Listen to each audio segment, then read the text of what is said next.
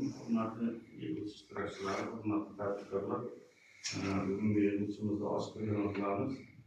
Bizni bankimizda hozirgi kunda ishsiz fuqarolarga berilayotgan tushish qo'ltiqdagi paketdagi kreditlarimiz mavjud. Birinchisi biznesga birinchi qadam 5 milliongacha, muddati 1 yil, ikkinchisi 17 million so'mgacha, buni muddati 4 yil, 6 oy imtiyoz davri bilan 5 millionlikda imtiyoz davrimiz yo'q. Unga sug'urta yoki shu shaxs kafilligi bo'ladi kelasiga. Bundan tashqari 50 million so'mgacha kreditimiz bor. Bu muddati 5 yil, 2 yil imtiyoz davri bilan.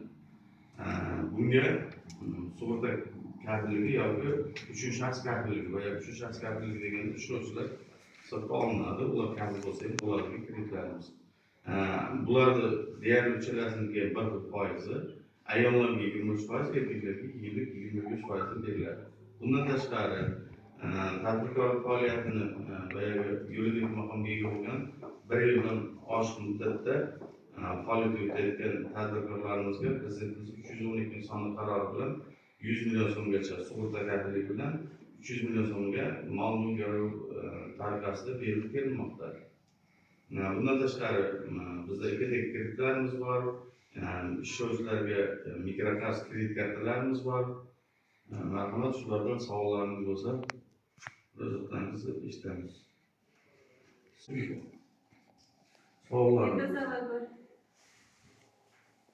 Men Abrasilla Shohida, Qo'shmaxon fuqarolariman. Shu ipoteka kreditlarimiz bo'yicha birlamchi uy-joydan olmoqchiman. Siz yangi qurilgan uydan olmoqchisiz, to'g'rimi? Ko'chib o'tilmagan birinchi bozorda firmadan oldi-sotdi qilinmaydi, to'g'rimi? Firma uy-joyini ko'rdingiz-a, bor. Oldi-sotdi shartnoma bo'lganmi? Bo'lgan, ha? Ish haqi olasiz, shundaymi? Bu demak birlamchi bo'lgani uchun 17,5% dan hozirgi yillik narxi 20 yilga beriladi, imtiyozli davrsiz. Hujjatlar olasiz, mutaxassislarga beramiz, hujjatlarimiz ko'rib chiqiladi, albatta javobi aytiladi. Sizning kredit tarixingiz ham inobatga olinadi bu yerda. Boshlang'ich to'lovlarni bilasiz-a? 15% boshlang'ich to'lov to'lashingiz kerak bo'ladi. Kamida. Agar ko'proq bo'lsa, ko'proqni to'lasangiz bo'laveradi. Qolgan qismiga, demak, oldi-sotdi shartnomada ko'rsatilgan summani siz boshlang'ichini chegirib tashlanadi, qolgan qismiga kredit rasmiylashtiriladi. Talab qilingan hujjatlarni olib kelasiz, ko'rib chiqib, 3 kun muddatda javobini aytadi.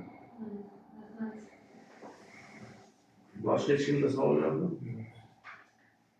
Masalan, boshqa banklarda bo'lmasa, sizlarda hech kimda savol bo'lmasa, yig'ilishib, telefon qilamiz, hammangizga rahmat.